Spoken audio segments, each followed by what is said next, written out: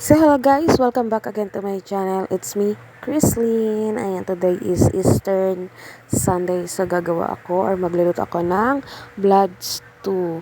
Fourth blood stew ng Pilipinas. Charot.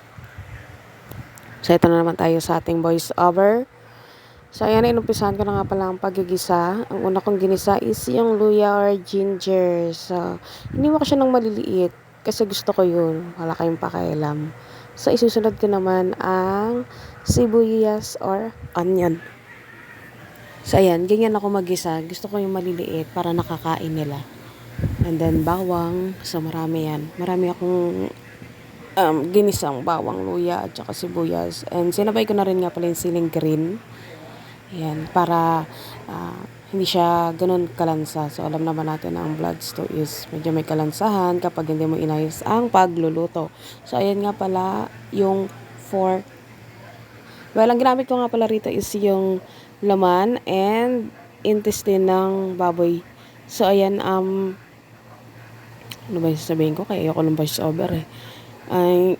Pressure cooker ko nga pala sila bago ko yan igisa. So, ayan na nga pala yung intestine ng fork or laman loob ng baboy. Hinalayuan ko rin siya ng laman para hindi nakakaumay. Char. So, naglagay na nga rin pala ako ng tanlad habang ginigisa ko sila. Sama-sama na yan. Wala kayong pakialam. Di yan mag-aaway. Kalma lang kayo. Nilagay ko na lahat. Pati laurel. Lahat ng pampawala ng lansa. Nilagay ko na. Naglagay na rin ako ng asin. And then, paminta. Naglagay na rin ako ng paminta. And naglagay na nga rin pala ako dyan ng 4 cubes. 1 4 cubes nga pala yung nilagay ko dyan. Hindi ko na nabidyohan.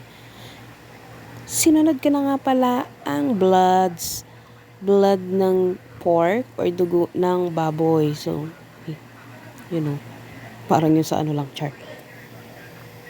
Ang hirap mag voice over. Nakalimutan ko yung sasabihin ko. So, haluin mo lang yan ang haluin hanggang mag red to black na siya. So, yan. Hanggang sa pag-voice over ko, may umuubo pa rin. So, halo ka lang halo dyan. Ready to, ano nga ba yung sasabihin ko? Nakalimutan ko na. So, basta, may lasa na yan. Lahat yan, ginisa ko na. So, blood stew na lang.